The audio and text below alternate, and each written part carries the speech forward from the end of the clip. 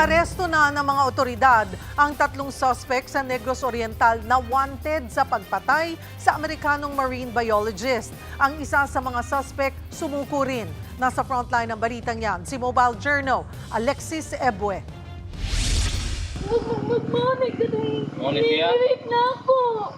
Sa tulong ng kinakasama ng pinaslang na American marine biologist na si Dr. Ken Carpenter, naaresto ang 2 suspect sa krimen.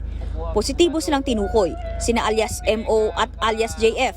Naalala kasi ng kinakasama ng biktima ang tattoo ng isa sa mga suspect. Napag-alamang din si JF ang dating empleyado na magkasintahan, kaya posibleng pamilyar siya sa pasikot-sikot ng bahay.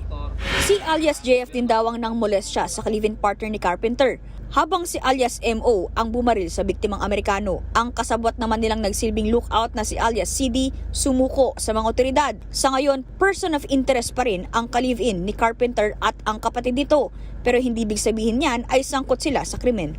Hindi po natin i-discount nga lahat. Ang person of interest doesn't necessarily mean that they are suspects, but they can shed light into the incidents. Isa sa ilalim naman sa isang forensic examination ang kinakasama ng doktor para matiyak kung naabuso siya. Kahapon, kinumpirma na ng pulisya na hindi siya sexually assaulted base sa resulta ng examination ng local health unit. She will be checked by not really more competent pero mas complete na examination pong gagawin sa kanya. So we will find out kung she was really sexually assaulted.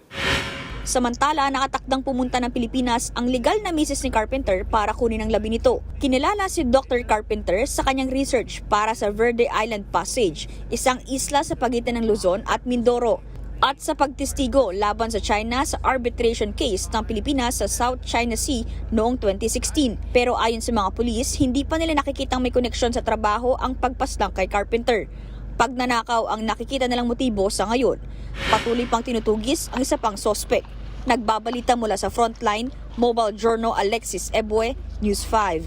Mga kapatid, Cheryl Hosing po. Maging maalam at may pakialam sa mga napapanahong issue at headlines. Mag-follow at mag-subscribe na sa social media pages ng News 5.